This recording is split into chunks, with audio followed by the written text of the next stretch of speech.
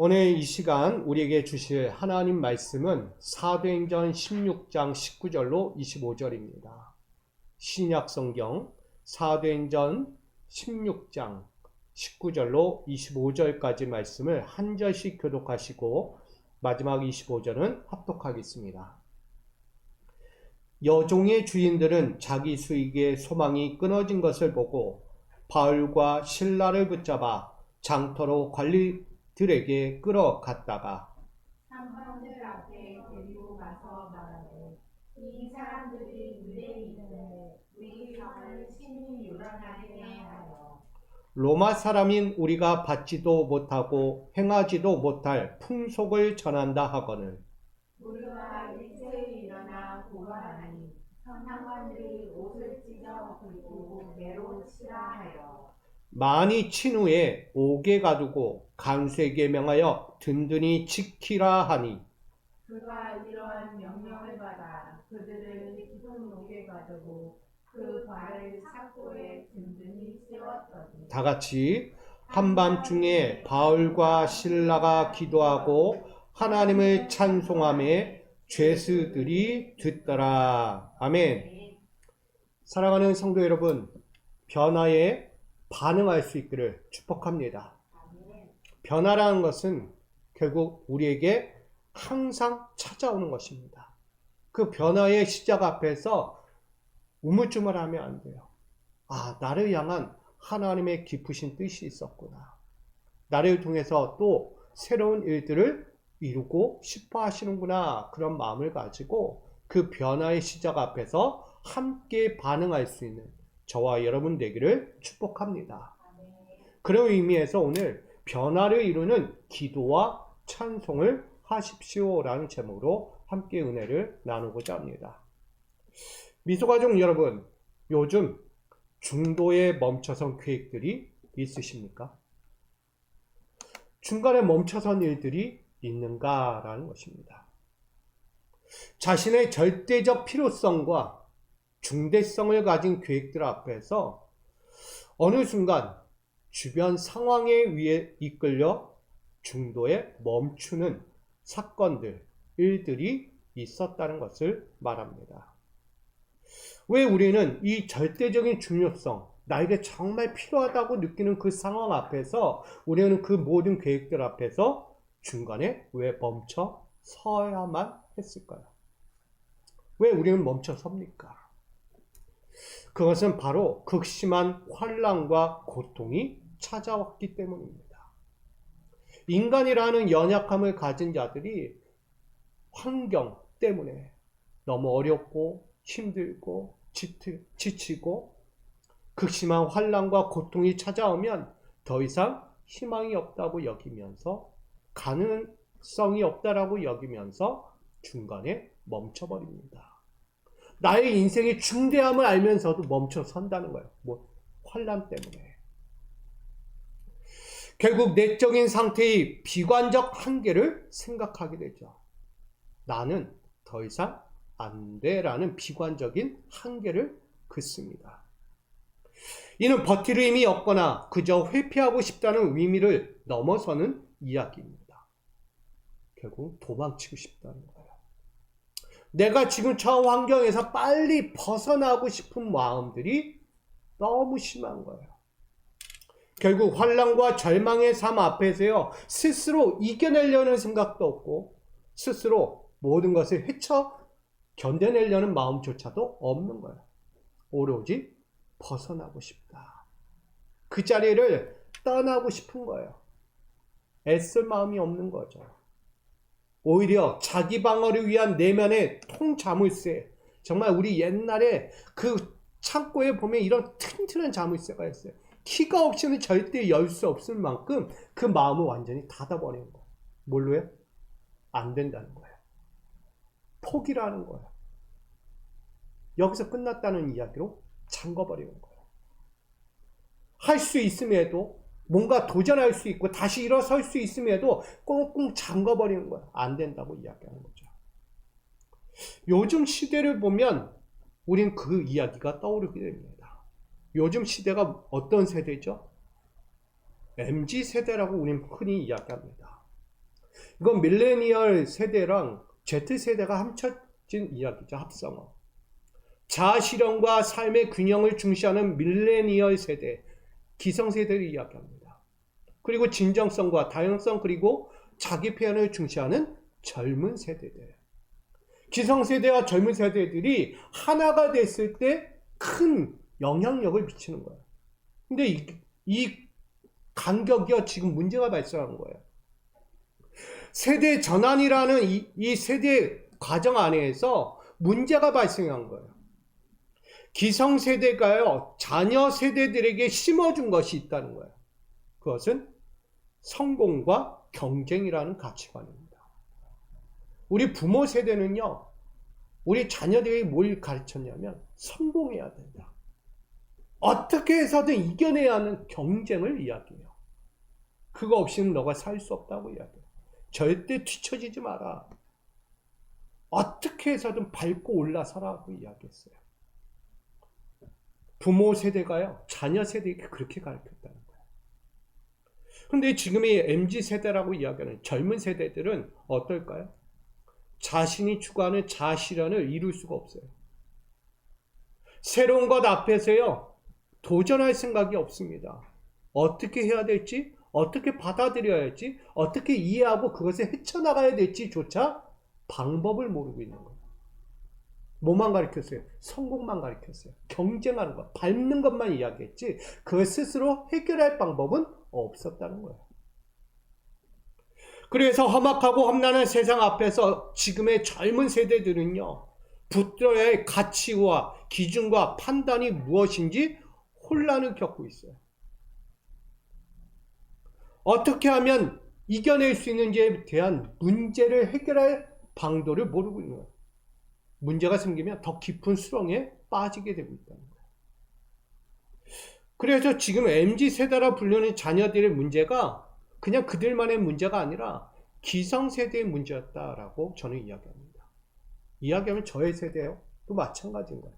우리 아이들의 세대에게 지금 심어주는 것이 무엇인가? 뭘 심어주고 무엇을 위해 인생을 살게 하는가를 돌아보게 합니다. 한마디로 보면 참혹한 아픔과 고통만 남겨주고 있구나라는 것을 생각합니다. 부모 세대는요, 요즘 이렇게 이야기해요. 부동산, 자산을 축적해야 하는 것을 강조했어요. 어떻게 해서든 부동산, 자기의 물질적 풍성함을 계속 채워야 한다고 가르쳤어요. 돈은 모아야 하는 거예요. 어떻게 해서든 어떤 방법을 써서든 모아라. 근데 자녀들은 뭘 경험하냐면 지금 부동산 경기를 보면서 높은 가격과 대출 부담에 더 시달리고 있다는 거예요. 부모는 돈을 모으라고 이야기하는데 자녀들은 그 돈을 모을 수가 없는 환경이거든요. 나가 부모 세대는 안정적인 직장을 강조합니다. 어떻게 해서든 너 안정적으로 평생을 살 직장을 구하라. 근데 자녀 세대는 그럴 수가 없어요. 현실은 비정규직이에요. 또다시 내 인생, 내 직장이 여기까지인가라는 한계를 경험하는 순간을 계속해서 만들어간다는 거예요. 일자리 부족이 계속 찾아오잖아요. 나가 부모 세대는 전통적인 가치를 이야기합니다. 언제나 규범과 규칙을 강조해요. 그 기준에서 떠나지 말라고 이야기해요. 근데 자녀들은요, 새로운 걸 원해요. 부모가 이야기하는 규칙, 규범, 맞아요. 틀린 말은 아니지만 자녀들은 또 다른 새로운 규범과 규칙을 발견하고 싶은 거예요. 그 길을 향해서 나아가려고 하는데 세상은 그렇게 쉽지 않다는 거예요. 세상이 가져오는 가치와 문화, 경제, 경쟁, 모든 것은요, 다르다는 거예요. 부모 세대의 가치와 지금 젊은 세대의 가치, 문화, 모든 것이 다 다르다는 거예요. 여러분 경험하고 있잖아요. 이미 기성세대도 그 기성세대, 그 부모 세대를 보면 아, 우리는 저렇게 안 살아 하고 이야기해요. 어떻게 저렇게 살 수 있지? 저건 말이 안 된다고 이야기해요. 이렇듯 모든 것이요, 부모 세대와 자녀 세대에서 벌어지고 있는 현실 간극이 이루어지고 있다는 거예요. 생각과 모든 것이 차이가 난다는 거예요. 우린 그걸 뭐라고 이야기하죠? 지금 세대 차이라고 이야기해요. 절대 공감할 수 없거든요. 최근 캄보디아 인신매매 조직에 의해서 감금과 고문을 당하고 여전히 감금되어 있는 젊은이들의 안타까운 상황을 마주합니다. 한 가지의 상황을 우린 보고 있는 거예요. 그 한 가지의 생각 가운데 보여진 게 뭘까요? 기성세대의 단면을 보는 거예요. 성공과 경쟁. 이걸 보는 거예요. 돈을 벌기 위해서 너희는 어떻게 해서든 벌어라. 어떤 방법을 써서든 벌어야 한다는 거예요. 그래서 뭐예요? 젊은이들에게 심어진 게 돈 벌러 가는 거예요. 돈 벌러. 캄보디아에 놀러 간 것도 아니에요. 돈을 벌러 간 거예요. 직장인. 근데 알고 봤더니 인신매매다. 세상이 어떻게 흘러가고 세상이 어떤 방식으로 가는지를 모르고 돈 하나 바라보고 갔다가 인신매매단 위에 거기서 잡혀있고 목숨도 잃게 된 거예요.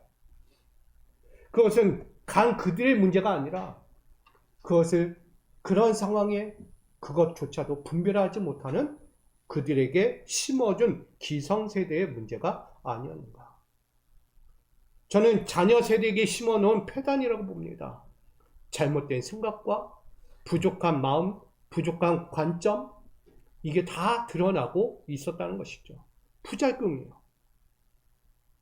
최근 자신이 사랑받지 못하고 행복하지 못하다는 한 사람을 저는 만났어요. 심적인 자괴감을 갖고요. 극심한 우울증에 빠져 있습니다. 자신 뭐 한다고요? 사랑받지 못하고 있다고 얘기하는 거예요. 왜 그렇게까지 생각할까요? 함께하고 함께 같은 공간에 있고 함께 몸을 부딪히고 같이 식사하고 같이 잠을 자고 일어나고 모든 것을 함께함에도 못 느낀 게 뭐다? 사랑받지 못하고 있다고 느끼는 거예요. 이게 뭐냐면 자신을 전혀 통제하지 못하면 그건 뭔가가 그에게 주입이 되었다는 거예요. 원인이 뭘까요? 남 탓일까요? 아닌 거예요. 남 탓이 아닌 거예요. 분명한 그 성도님에게요. 필요한 것이 있었어요. 그 성도님의 마음을 알아줄 수 있는 한 사람이 필요했어요. 근데 그 마음을 이해해주지 않는 사람, 그것을 품어주고 함께 해줄 사람이 옆에 없었다는 거예요. 같은 공간에 안에 있으면서도 함께 마음을 알아주고 이해해주고 품어주지 못한 한 사람, 그 일로 인해서 시간은 점점 흘러 결국 고통의 시간까지 찾아온 거예요. 하루하루가요 혼란스럽고 절망스럽고 기대가 수시로 왔다 갔다 하는 반복의 삶을 우울증 겪으면서 싸움을 하고 있다는 거예요. 저는 이것을 정신적 고난이라고 생각합니다. 이겨내는 것 같은데 이겨내지 못해요. 또다시 좌절과 절망으로. 그 입에서 나오는 단어가 뭐냐면 죽으려고 했다는 거예요. 죽고 싶다는 거예요. 왜 사랑하는 사람 옆에 있음에도 불구하고 죽고 싶다는 얘기를 왜 할까요? 저는 이게 참 부모 세대에서 온 것이다 라고 생각합니다. 부모 세대에서 어떤 이야기 할까요? 우리는 다 들었어요. 한 번씩은. 흔히 참아라. 버텨라. 시간이 지나면 해결될 거다라는 이야기를 했어요. 맞습니까? 특별히 우리 신앙인들은 이런 얘기도 해요. 그 고통과 절망 속에 있는 사람에게 기도하십시오. 찬양하십시오. 말씀을 읽으십시오. 라고 이야기해요. 과연 이것이 진정한 해답이 될 수 있을까요? 맞는 말처럼 들리지만 그 자체만으로는 충분하지 않은 답이 될 수밖에 없습니다. 지금 그 고통과 환난과 그 고통, 근심 속에 살고 있는 그 사람의 심정을 누가 헤아릴 수 있고 그 마음을 누가 알 수 있겠습니까? 당사자만 아는 거예요. 근데 주변에서는 그렇게 하는 거예요. 참아, 버텨. 시간 지나면 다 해결되는 거야. 그 단어는요, 우리 기성세대 어른들로부터 전해져 온 전통이에요. 어떻게 해서든 온 힘을 다해서 죽을 힘을 다해서 버티라고 이야기해요. 근데 그건 정말 제가 생각해도 말이 되지 않는 거예요.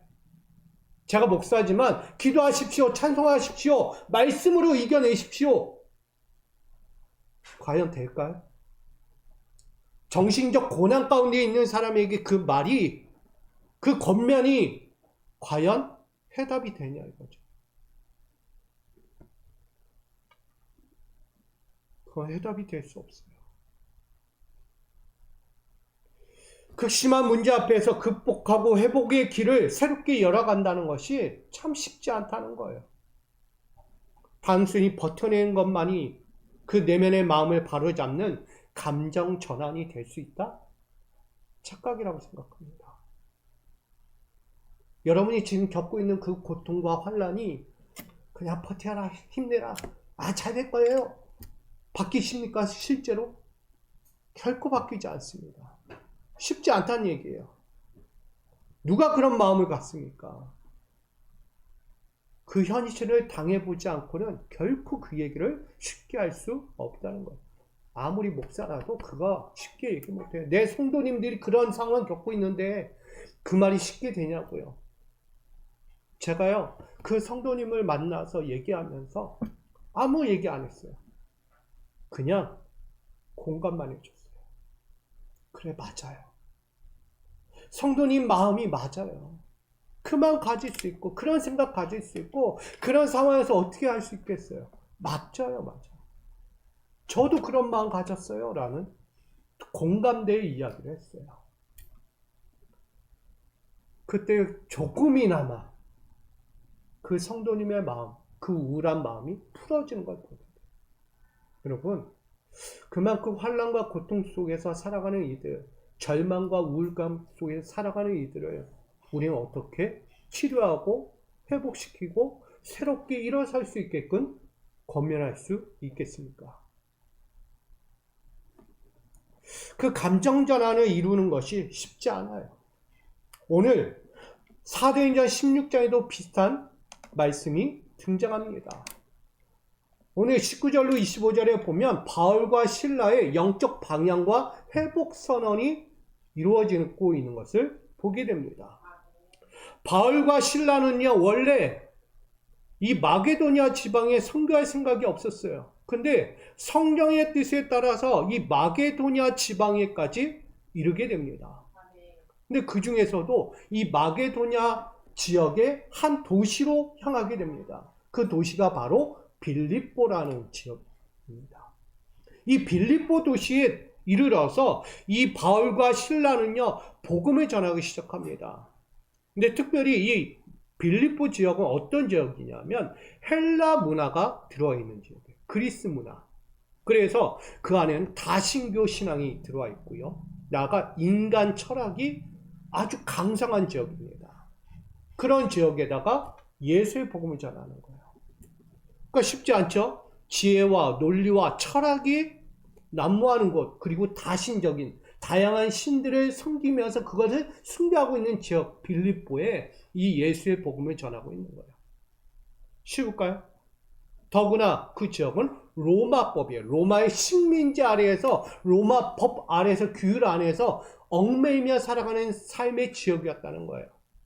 쉽지 않죠? 시민권, 재판, 처벌, 질서, 치안, 모든 것이 엄격한 도시 빌립보 지역이었다는 거예요.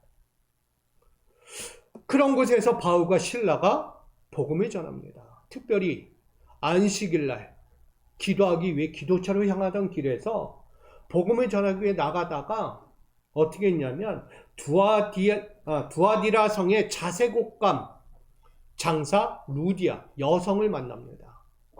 그 여성을 만나서 그의 가족들을 회심하는 사건이 벌어져요. 그래서 최초의 마게도냐 지역의, 유럽 지역의 최초의 여성 성도가 등장합니다. 그가 바로 이 두아디라 성의 이 루디아라는 여인입니다. 바울과 실라는 신이 났어요.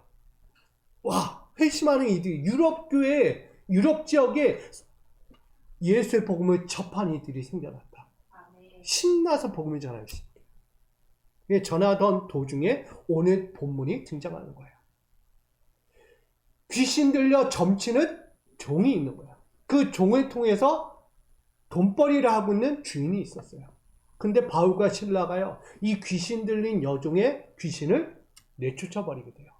그러니까 생계를 목적으로 하고 있었던 이 여인의 삶이 완전히 바뀌어 버린 거죠.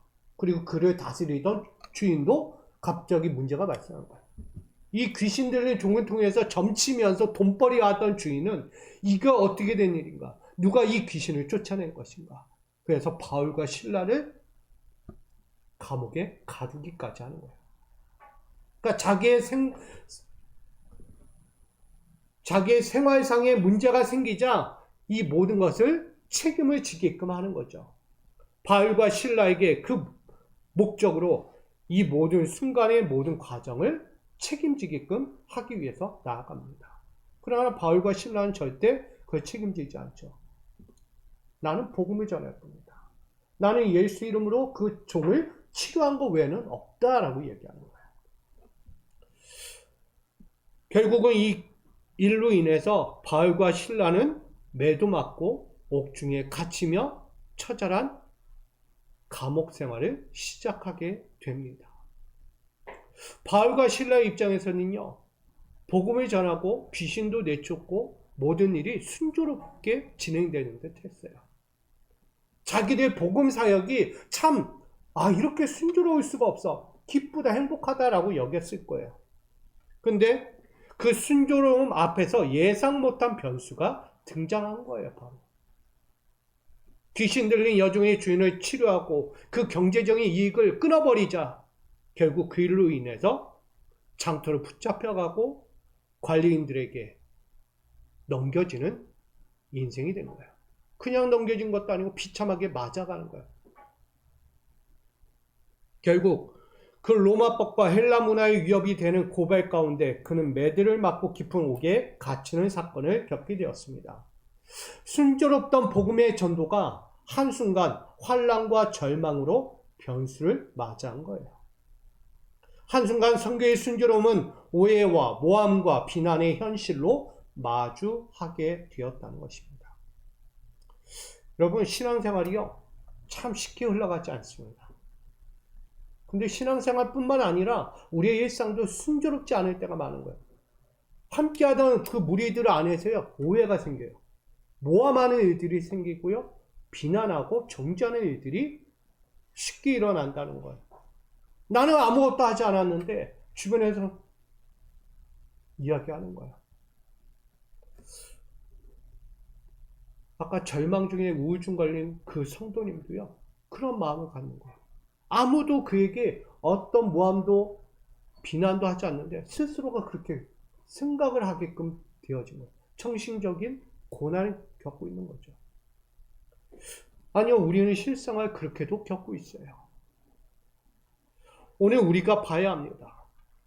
바울과 실라는요, 죄인일까요? 죄인이 아닐까요? 죄수라고 해서 다 똑같은 죄수가 아닙니다. 사회적 범죄가 범죄자로 불리는 자들과는 전혀 다른 죄인이었어요. 어떤 죄인? 여러분이 생각하는 바울과 실라는 어떤 죄인일까요?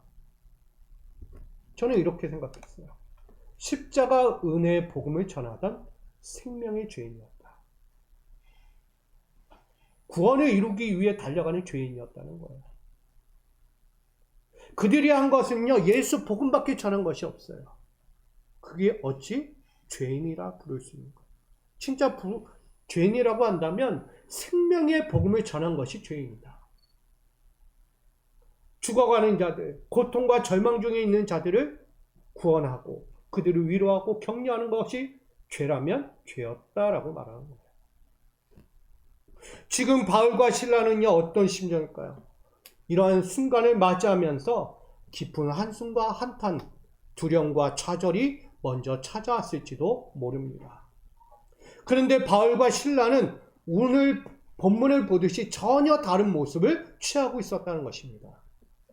매맞고 옥에 갇히고 절망이 현실이 된 한밤중을 맞이합니다. 그 한밤중에 이 바울과 실라는요, 기도와 찬송을 외치고 있었다는 것입니다. 내면의 마음을 바로잡는 감정 전환이 이루어지고 있었다는 것이죠. 대개는 그 한밤중 감옥에 갇히고 매를 맞았고 고통 중에 있으면 불안이 찾아올 거야. 고통이 찾아올 거야. 내일이면 내 목숨이 끊어지겠구나. 지금은 매로 끝나고 옥에 갇힌 걸로 끝나겠지만 내일 아침이 되면 사형대에 올라 내 목숨이 끊어지는 건 아닐까? 그러면 생각할 수 있잖아요. 지금 내가 목숨이 붙어있다고 영원히 붙어있는 게 아니에요. 이 자리에는. 옥에 갇혔다는 것은 그 한밤중에 나는 내일 어떤 일이 벌어질지 나는 아무도 모른다. 이대로 갈지 아니면 진짜 저 사형대에 올라 내 목숨이 끊어질지 아무도 모를 거다. 불안과 공포 속에 그 한밤중을 지내게 됩니다. 그때 그들은 기도와 찬송을 한 거예요. 이 기도와 찬송은 다른 것이 아니었어요.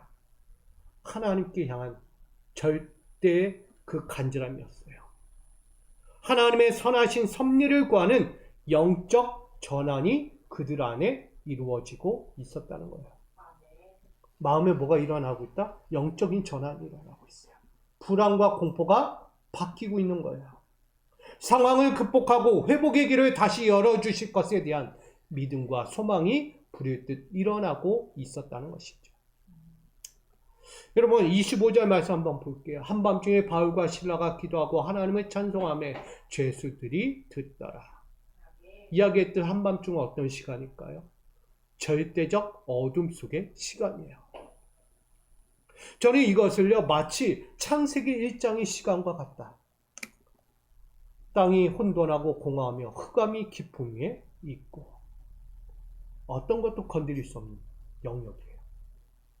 누가 만져도요 절대 이걸 바꿀 수 없는 영역. 혼돈하고 공허하며 흑암이 깊은 곳, 그게 한밤중이다. 누구만이 만질 수 있을까요? 오로지 하나님만 만질 수 있어요. 하나님이 만지지 않는 그 세상은요 깜깜한 거예요. 한밤중. 어떤 누구를 건드릴 수 없고 바꿀 수 없고 회복될 수 없는 영역. 그런 상태 가운데서 바울과 실라는 하나님께 기도와 찬송을 올린 거예요. 어떤 마음으로? 감정의 변화가 일어났어요. 저는 이것을 창세기 1장 3절처럼 이야기합니다. 빛이 있으라. 아멘. 아무도 건드릴 수 없는 그 상황에 하나님 말씀하세요. 저 공허하고 혼돈 속에 있는 그 땅을 향하여, 그 세상을 향하여 빛이 있으라. 저는 이것을 회복과 변화의 소망 시작되는 구원의 선포였다. 바울과 실라는요 하나님의 선포가 이루어지듯 찬송과 기도를 하고 있는 거예요. 빛이 있으라.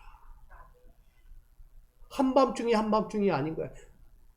절망적이고 고통스러운 시간대가 아니라 뛰어넘을 수 있는, 그것을 완전히 바꿔버릴 수 있는 빛이 있는 시간으로 기도와 찬송을 올려드렸다는 것입니다. 미소가정 여러분, 누구나 상처와 결핍은 찾아옵니다. 상처와 결핍이라는 부분을 꺼내고 건드리면 다 분냅니다. 내 아픈 상처, 내 아픈 결핍을 자꾸 건드리면 막 분을 내게 돼요. 왜? 감추고 싶거든요. 드러내기 싫은 부분이에요. 근데 사람들은요 자꾸 그걸 헤집어 놓습니다. 난 얘기하기 싫은데, 난 감추고 싶은데, 나는 그 부분 보여주기 싫은데 자꾸 누군가가 와서 그걸 끄집어내고 건드리고 자꾸 상처에 위에 상처를 낸다는 거예요. 결국 우리는 상처와 결핍을 가진 사람들인데 이걸 감추기 위해서 우린 이중적인 삶을 살아갑니다. 아닌 척. 나는 상처가 없는 것처럼, 나는 결핍을 가지지 않은 것처럼 그렇게 살아가고 감추고 있다는 거예요. 이중적이죠. 그러면서 때로는 뭐예요? 내가 가졌던 상처와 결핍을 해소하기 위해 다른 상대를 찾습니다. 대리만족의 삶을 강압적으로 요구하는 사람이 되기도 하죠. 우리 기성세대가 제일 많이 하는 거예요. 그걸 누구에게 찾아요? 내 젊은 세대, 자녀들에게 내 결핍을 해소하기 위해 찾는다는 거예요. 아니라고 말하지 마세요. 다 똑같습니다. 저도요, 그렇게 하고 있어요. 제가 어린 시절 누리지 못하고 하지 못하고 내가 갖고 있던 부족함을 저희 아이들한테 찾으려고 한다는 거예요. 그걸 통해서 내 마음이 해소되기를 원하는, 내가 가졌던 상처, 결핍. 여러분 다 똑같은 거예요. 우리 기성세대들. 과연 이것이 좋습니까? 이게 맞다고 여기십니까? 여러분 그건 잘못된 거예요. 나의 부족한 결핍을 왜 자녀에게서 찾습니까? 그건 맞지 않는 거예요. 이 문제를 해소하지 않는다면 그 자신뿐만 아니라 그 주변에게도 해로울 수밖에 없는 거예요. 그러나 우리는 생각해야 합니다. 이 가졌던 상처와 결핍들을 드러내고 그들의 모습으로 마주해야 하는 거예요. 우리 인정하지 않잖아요. 내 상처, 결핍 인정하지 않아요. 아닐 거야. 나는 아닌데. 아니죠. 현실이죠. 그게 실제의 모습이에요. 감추지 않는 거예요. 우리는 상처와 결핍을 감추는 것이 아니라 이것을 통해서 우린 또 다른 성장의 기회이자 나를 더 깊이 이해하는 통로로 삼아야 하는 것입니다. 여러분, 고난이 유익이라. 고난이 끝까지 가는 게 아니고요. 지금의 고난을 이겨내면 뭐가 있다? 유익이 있다. 지금 그걸 향해서 지금 내가 겪고 있는 고난이다. 좌절입니까? 아니죠. 이거는 바로 희망이에요. 기대예요. 나를 향한 하나님의 축복이에요. 그렇기 때문에 고난이 유익이라는 사실을 여러분 결코 잊지 마십시오. 바울과 실라는요, 그걸 잊지 않은 거야. 감정에 솔직했어요. 그래, 고통과 절망. 내가 순조롭게 복음 전하며 나갈 것만 같았던 그 상황에서 돌 맞고 매 맞고 고통스럽게 옥에 갇힌 거예요. 그 한밤중 아무것도 기대할 수 없는 상황이에요. 근데 그들의 마음 전환이 생긴 거야. 영적인 전환이 생긴 거야. 아니야. 주님은 우리와 함께 하셔. 주님은 우리를 여기서 멈추게 하지 않아. 우리를 통해 뭐가 가야 돼요? 바울과 실라 그 자신들을 통해 무엇이 흘러가야 합니까? 복음은 가야 합니까? 그걸 알고 있었던 거예요. 그들이 가진 상처와 결핍, 그 한밤중에 흑암과 공허와 흑암의 삶이 더 이상 그들을 막지 못했다는 거예요. 비관적 한계의 감정이 찾아올 때 그들의 내면의 통잠을 새로 꽁꽁 잠근 것이 아니라 다시 풀어버렸어요. 오늘 이야기했던 젊은 MZ세대들, 우리 밀레니얼 세대가 가져야 했던 그 기본적인 본질을 다시 회복하는 거예요. 자아, 판단, 기준, 결정. 이 모든 것들을 그들 마음 안에서 회복하기 시작했다는 것입니다. 뭐 할 때? 기도와 찬송이 일어날 때. 여러분, 때로는 기도와 찬송이 내 마음을 다 붙잡아 주지 못할 때도 있어요. 하지만 기도와 찬송하고 말씀을 볼 때 한순간 풀어지는 것을 보게 됩니다. 그리고 내 마음 전환에서 먼저 말씀 붙잡고 기도하고 찬양하면 될 거야 라는 처음에 내 심정 안에서의 전환도 먼저 일어날 수 있습니다. 여러분, 우리의 마음을 먼저 비우셔야 돼요. 여러분의 삶의 환경에 놓고 자꾸 상처와 결핍 안에 가둬버리고 일어서지 못하는 모습이 아니라 내 마음에 있는 모든 것들을 먼저 비워내셔야 돼요. 그리하면 오늘 하나님의 행하실 일들에 대한 신뢰와 기대가 다시 회복되게 됩니다. 현실을 외면하고 닫는 것이 아니라 새로운 회복을 향한 선한의 결단이 우리 안에 일어날 때 여러분 다시 우리는 새 일을 바라보게 되는 거예요. 정리합니다. 우리 미소가족 여러분, 신라와 바울과 신라처럼 십자가 은혜의 복음을 전하는 생명의 죄인을 맞이하시기를 부탁드립니다. 우리가 환난과 고통 앞에서도 기도와 찬송을 뜨겁게 멈추지 않는 신앙인이라는 것을 잊지 마십시오. 세상 사람들과 달리 십자가 보혈의 능력을 믿고 소망과 기대로 살아가는 부활 소망을 가진 하늘의 성도라는 것이 우리의 본질적인 존재입니다. 우리의 존재는요, 어떤 상황에서도 넘어지지 않아요. 왜? 바울과 신라처럼 깜깜한 한밤중 옥살이 매맞은 그건 아무 문제가 되지 않는 거예요. 우리에게는 하나님이 계신 거예요. 내 있는 그 자리, 내가 기도하는 자리, 내가 찬송하는 자리, 말씀을 붙잡는 그 자리에 주님은 함께 하십니다. 우리 이야기했던 두세 사람 모인 곳에 나도 함께 있는다. 오늘 주님이 여러분과 함께 하십니다. 부활 소망을 끝까지 붙들고 하늘의 성도로서 살아가는 자들에게 하나님은 더 이상 상처와 결핍으로 남겨두지 않는다는 거예요. 하나님은 여전히 우리에게 회복과 변화의 새 일을 이루시기 위해서 계속 일하고 계십니다. 또한 우리의 영적 자아와 균형을 바로 세우기 위해서 지금도 함께 역사하고 계십니다. 그러므로 환난과 절망의 삶 앞에서 자꾸 외적인 것에 우리의 마음을 뺏기지 마시고요. 우리는 봐야 돼요. 바울과 신라처럼 하나님의 빛을 보시기를 축복합니다. 빛이 있으라. 빛이 있으라. 이 빛을 바라보면 우린 진정한 회복을 이룰 수 있습니다. 저는 그래서 내면의 회복과 변화를 이루는 기도와 찬송의 삶을 살아가자라고 전하는 것입니다. 앞으로도 영적 삶의 자리에서 우린 진정한 회복 탄력성, 우리 회복의 탄력이 일어나야 돼요. 그냥 탱탱해져야 되는 거예요, 여러분. 육신도 탱탱해야 되잖아요. 여러분 탱탱해지기 위해서 열심히 가꾸잖아요. 그것처럼 내 영적인 삶의 자리에서도 영적 탄력을 일으키기 위해서 열심히 가꿔야 하는 거예요. 뭘로?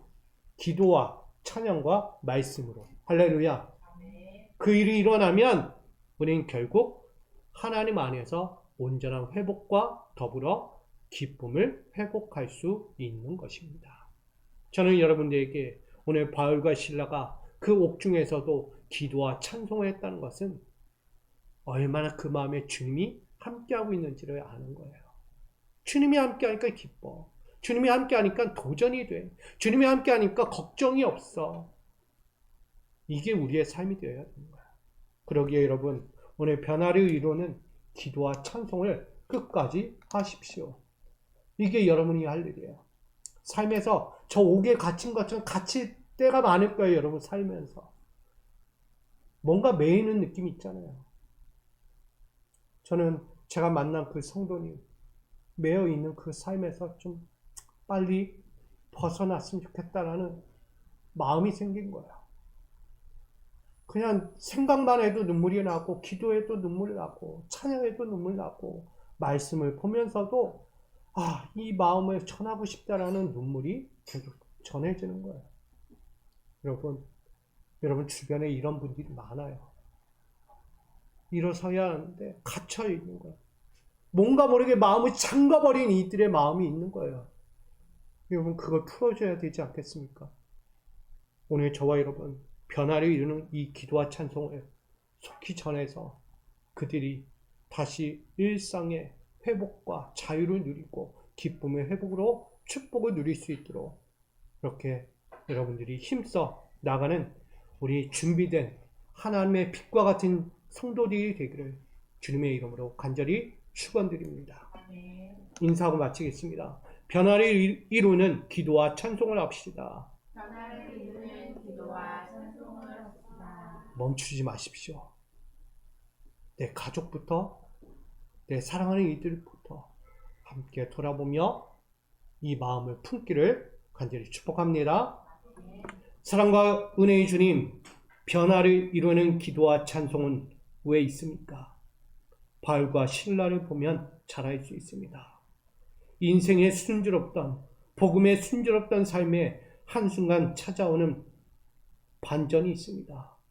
우린 그 앞에서 절망합니다. 좌절합니다. 낙심합니다. 고통과 눈물을 흘리며 아무것도 할 수 없다고 우린 하소연하며 고통의 부르짖음만 외치고 있습니다. 그럴 때 우리에게 바울과 실라는 다른 모습을 보여줍니다. 기도하라는 겁니다. 찬송하라는 겁니다. 말씀을 읽으라고 합니다. 거기에는 하나님의 빛이 있기 때문입니다. 하나님의 놀라운 구원의 손길이 있다는 것을 우리에게 보여주고 있습니다. 좌절한다고, 낙심한다고 해결될 문제가 아니라 그것을 뛰어넘을 수 있는 믿음과 소망을 가지라고 이야기합니다. 오늘 상처와 결핍 가운데 있는 그들에게 하나님 변화를 이룰 수 있는 기도와 찬송의 입을 허락하여 주옵소서.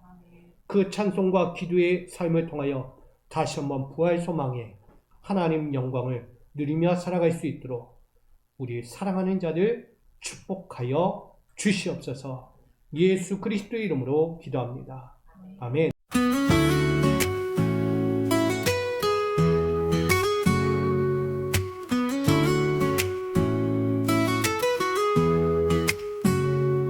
내 삶의 어둠 깊은 한밤중 희망도 가능성도 없네. 절대적 필요 가진 계획들도 환난 앞에 모두 멈춰서네. 비관적한 길 갇힐 때 도망자의 모습으로 숨네. 기도하고 찬송하라 기쁜 옥에서 변화를 이루는 힘. 내 마음을 감정 전환시키니 내 맞고 갇혀도 기도와 찬송함에 빛 질서 회복이 시작되네. 새 일을 이루시는 주님,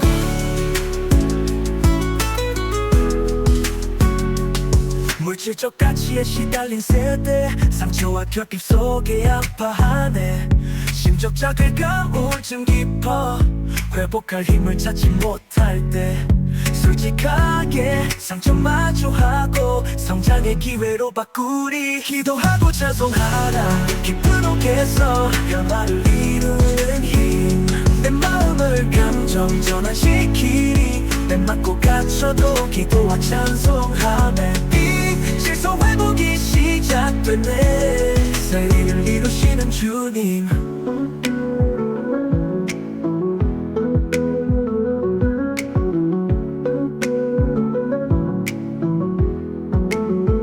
우리는 십자가 복음의 성도. 환난 속에도 소망이 있네. 내 영혼의 균형 세우시네. 변화를 이루는 기도 영원히.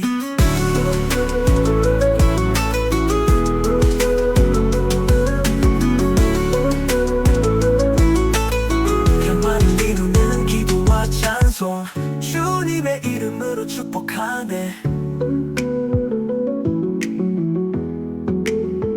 우리는 십자가 복음의 성도. 환난 속에도 소망이 있네.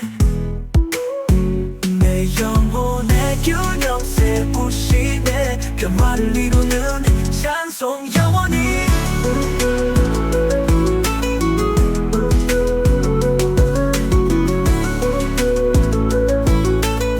변화를 이루는 기도와 찬송 주님의 이름으로 축복하네.